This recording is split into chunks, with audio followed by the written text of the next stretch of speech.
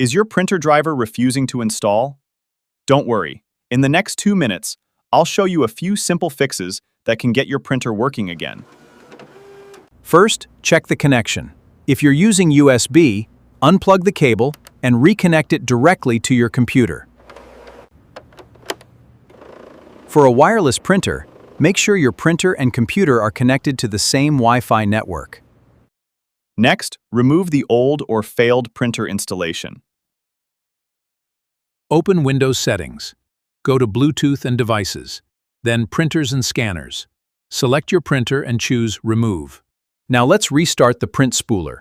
Search Windows for Services, find Print Spooler, right-click it, and select Restart.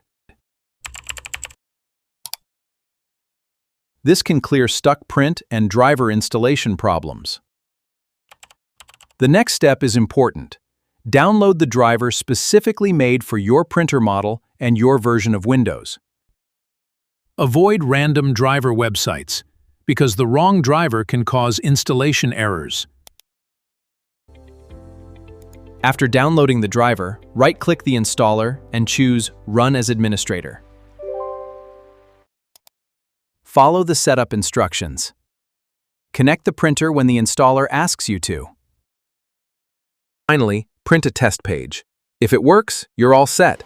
If the driver still won't install, check for Windows updates or a driver specifically designed for your printer model.